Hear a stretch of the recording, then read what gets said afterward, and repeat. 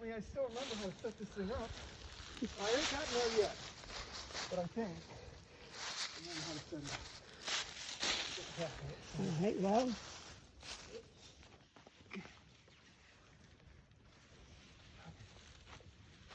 it's early afternoon here at Condon Lake.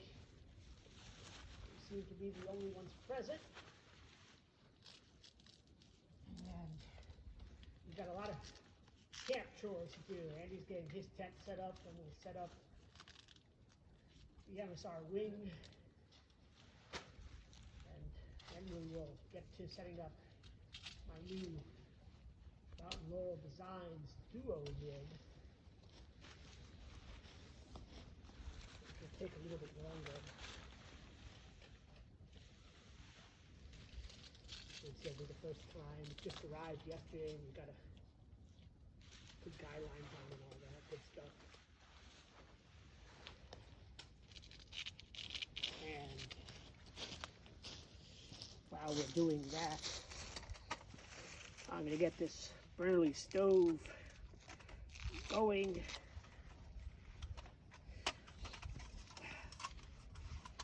Trying to get the, there it goes, get the ash pan down as far as I can so that I can put a little Esbit cube in there. That'll serve as, it just keeps popping back up. Ignition for some charcoal. We'll get some, ouch. Now, I want to make a bold prediction here, Ken. Oh yeah? That the neighbors can't be worse than they were the last time we were both here. Right? No, that would be hard to match. They were loud and I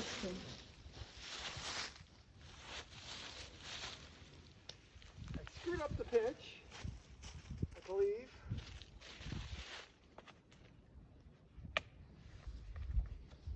Came close to doing it right.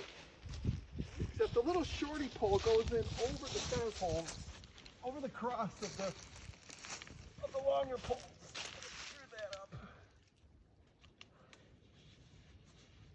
it doesn't look very, doesn't look very big.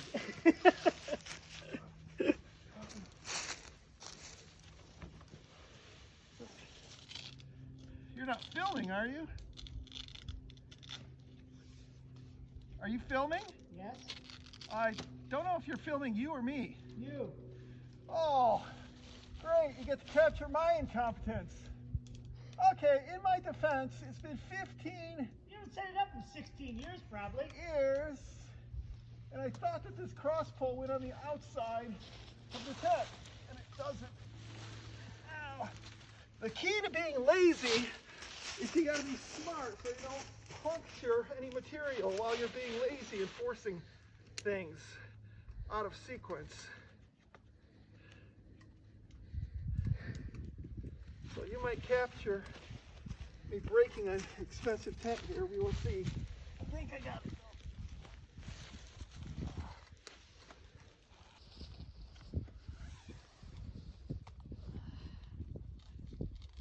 At August of 2005 is the last time I used this tent. The Isle Royale rope trip? Nope. Nope. Sierra Hamilton Lake trip. Oh.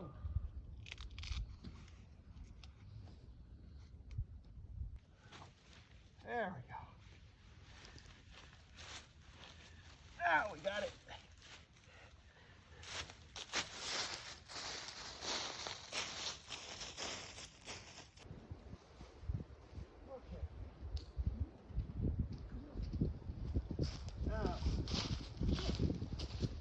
I brought 2 sleeping pads with me.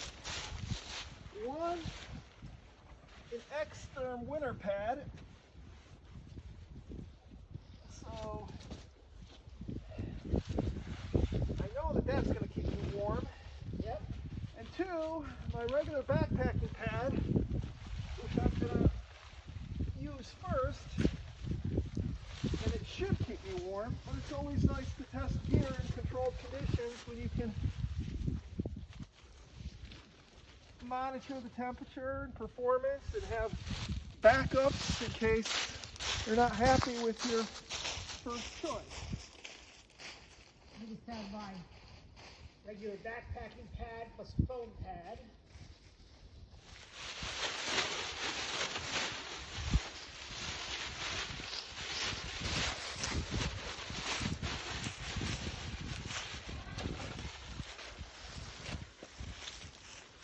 Got my Nyla Fume pack liner blow-up technique getting caught on film here. Oh, good. Something I never managed to do. So we use the bag as a pack liner in case rain gets in on the inside of my pack, keeps my clothes and my sleeping bag dry.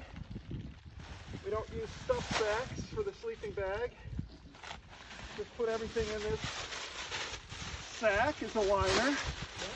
And when we get to camp, it doubles as an insulator for the sleeping pad. I don't have to put in 20 deep breaths. I just put in 2 bagsfuls. Yeah. I've never been able to manage that. I always have it always pops off the valve for me when I try doing that.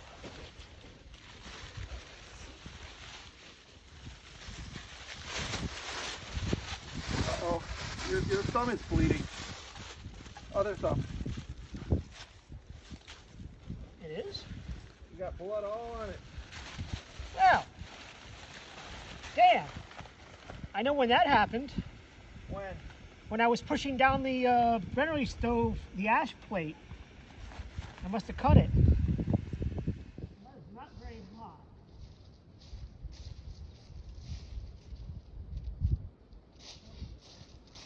My charcoal's never really got going. Yeah, we're not going to get cold. We got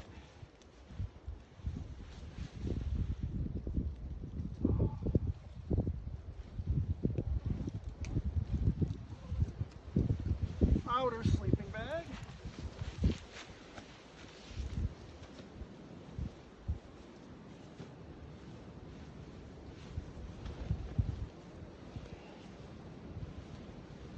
The inner sleeping bag.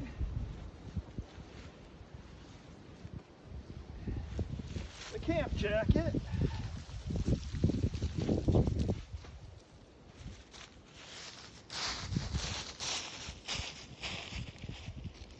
The Nunatak down balaclava. Ooh. Hasn't seen the light of day in 20 years. Fleece pants. Pillow. Yeah, we're not gonna. You won't be cold. We're not gonna be cold on this trip. No, sir. Okay, I think it's staunched.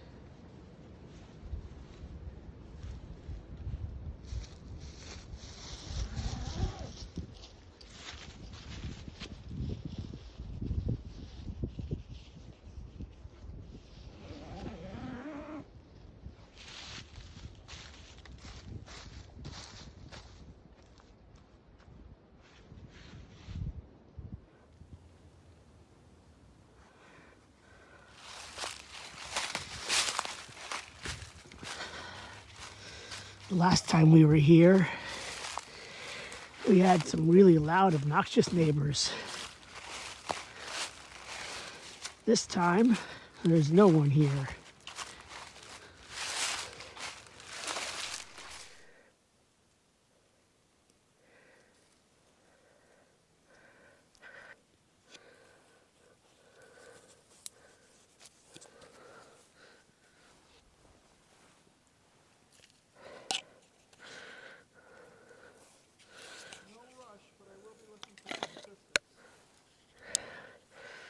Okay, well, I'll be over there in a second.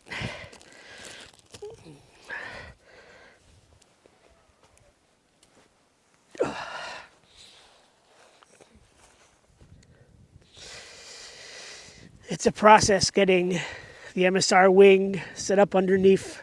What tent is this?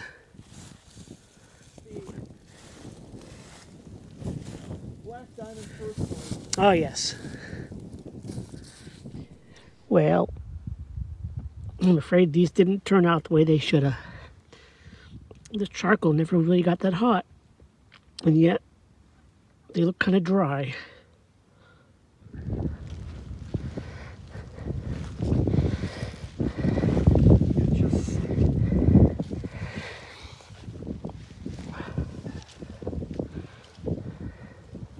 Now, these matter. Because they've got to line up square with the other ones. I don't know, the color's different, right? So The car is about as different as it can be. it's hard for me to judge. Okay. Okay.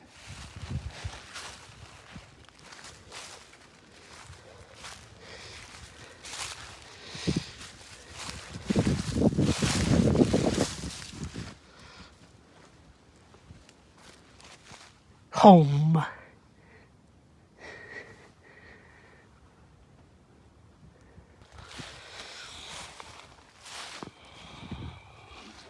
Our campsite. Andy's just gotten the new duo mid pitched. Got the guidelines all made all. Thank you, Andy, very much. And there in the background, you can see Andy's first light of his MSR wing. It probably won't last, but we have about 2 hours to do a bit of trail maintenance. And right now, as we leave the campground here at Condon Lake, still the only ones here. We've got a crisp fall afternoon, and if it stayed like this all weekend, I would not complain.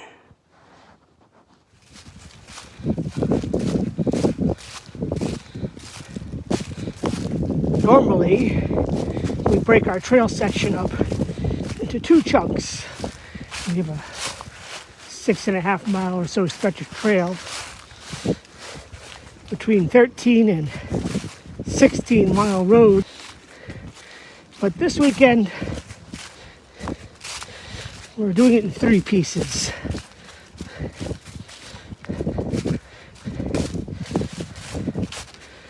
As we head north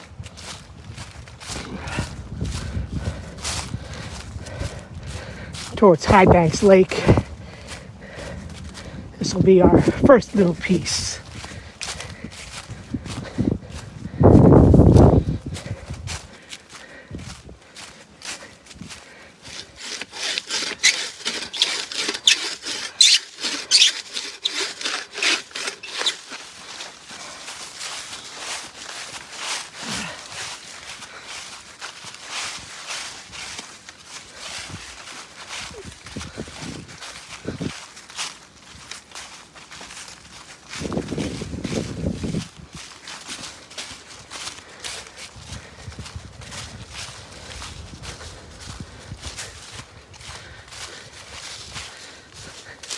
A few little blowdowns to contend with.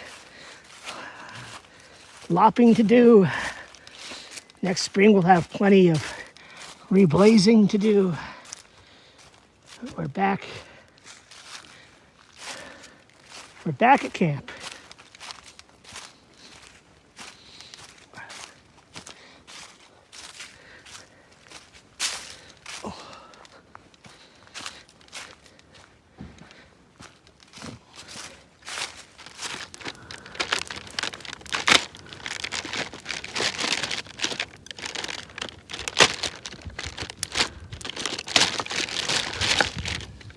You have a fascinating red glow about your skin that makes you, I suppose people might say, devilish.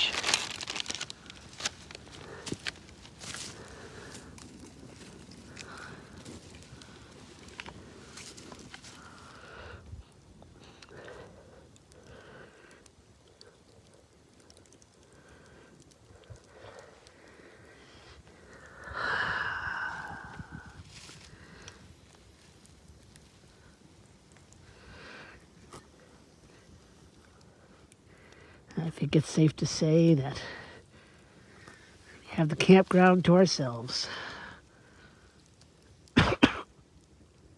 Uh-oh.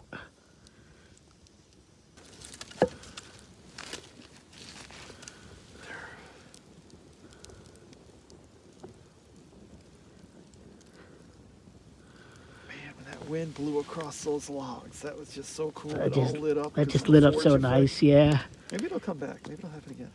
But there's a nice bit of embers down there at the bottom, isn't there? Yeah.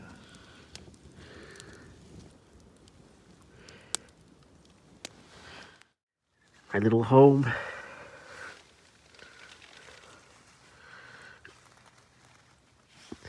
They call it a two-person duo mid. But really, if you had two people in here, it'd be, I think, a tight fit. It's about 7:30, so sunrise. It's light out. I don't know if there's any sun. Andy's out and about already. I think I heard him moving at least 15, 20 minutes ago.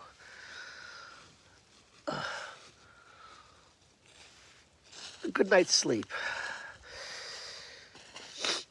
Sometime during the night, I think relatively early on, that was a lonely sounding dog barking. I mean, probably wasn't lonely. Probably just wanted to get back in. But barked for a while. I think I heard a couple others. Then, I think not long before sunrise, I'm pretty sure that was a pack of Canadian geese that flew overhead. Crisp fall morning. A good day for trail maintenance. Temperatures edging up towards 40 degrees. But it was certainly chillier this morning when we got up, right around freezing.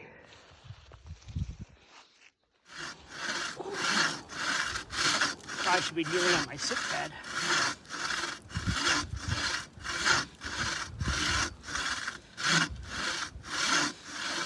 Size of this log is about the maximum diameter that our bow saws can cut through. Anything bigger than this, then we gotta call the chainsaw crew out. And this one, even though the bark's off and it's starting to decay, it's still gonna take us a while. And because it's so heavy, we actually have two cuts, one on each side of the trail, and then we're gonna take out a center section. So Ken's working on one section and I'm filming, and then I'm gonna stop filming here and give him a hand a little down to the right of where he's sawing right now with another long bow saw of ours.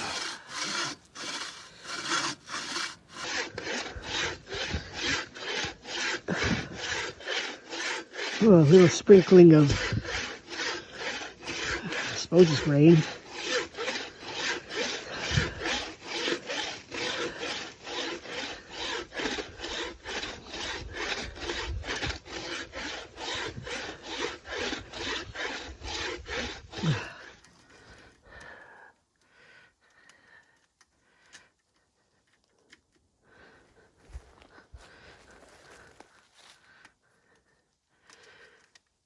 Hard getting those on sometimes when your hands are cold.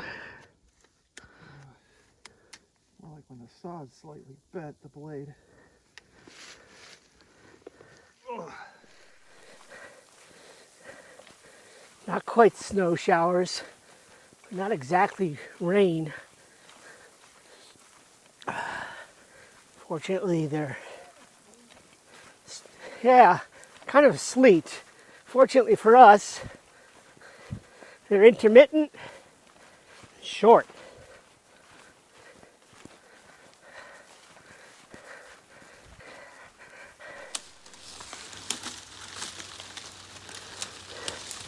Sometimes we get lucky.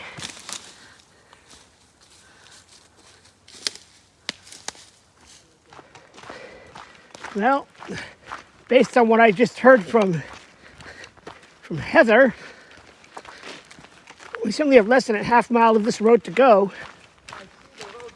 So I would think less than a quarter mile based on what she said. Probably an eighth of a mile. Ah,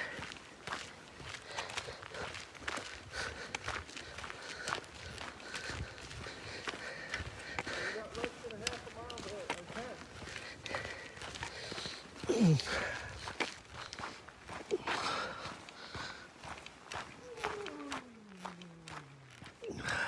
The North Country Trail yeah. is maintained by its volunteers, and there's always need for more volunteers. You can learn about the North Country Trail and how to get involved on the North Country Trail Association website at northcountrytrail.org. You can also learn more about the individual chapters by visiting the North Country Trail website and searching for chapters in your local area.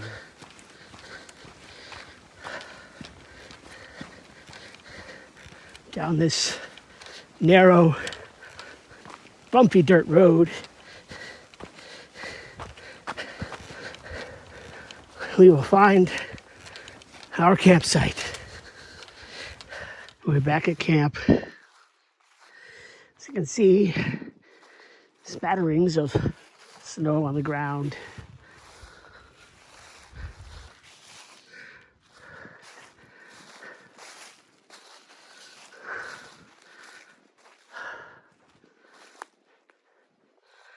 Phew.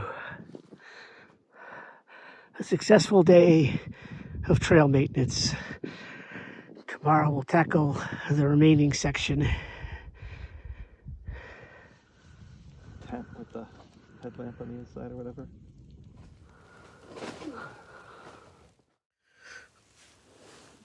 Slept hard last night. Didn't hear anything. Unlike the night before where I definitely heard some dogs out and other stuff. Nope. Definitely slept hard. It is chilly out today. It's certainly below freezing. I think it's at least, maybe it's 28 degrees at about now 8:15.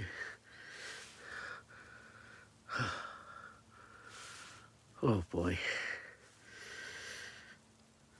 I don't know that I trust the thermometer that's inside the tent with me. It says it's 36. I actually think it might be a little warmer than that in here. But maybe not. Oh, camp chores. Freezing my butt off camp chores soon.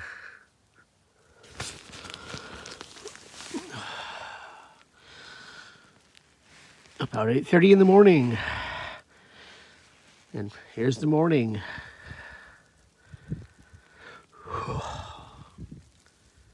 It's definitely warmer in the tent than out. How much of that's the breeze that's now hitting me? Whoa, that's chilly.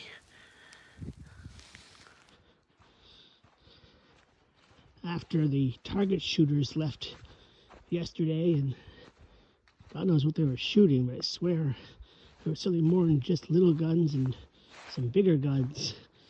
I swear they set off some M80s.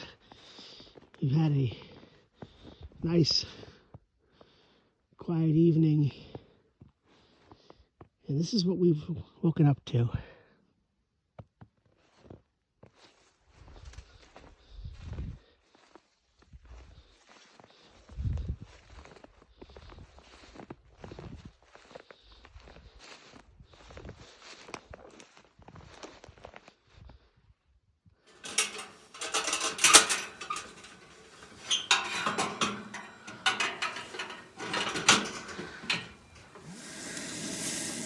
Brats, onion. No, not Oh, not brats, No, not yet. They're on Sorry. the side. Just doing the veggies first. Just the veg. Yeah. Oh, those are all mushrooms, aren't they?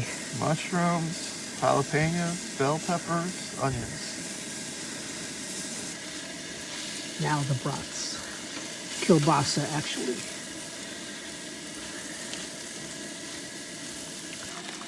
And the final component, the eggs.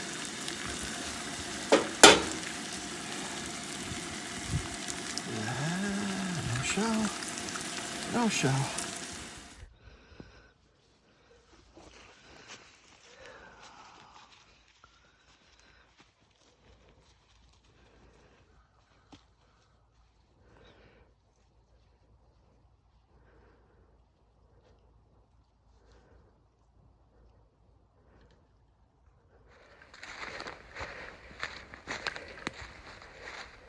Afternoon trail maintenance. It's risen to about 34 degrees. A little dusting of snow here and there.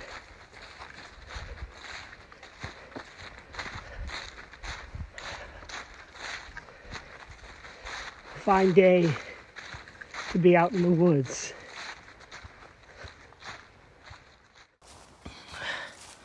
Five big blowdowns in this section. Actually, sorry, 6, including one that was a double saw. And this section, which was where a fire happened many years ago, this section of pines, it's a lot of little opportunistic pines growing very near the trail, really right up on the trail. We had to prune those guys back. But all in all, it's a great day for trail maintenance.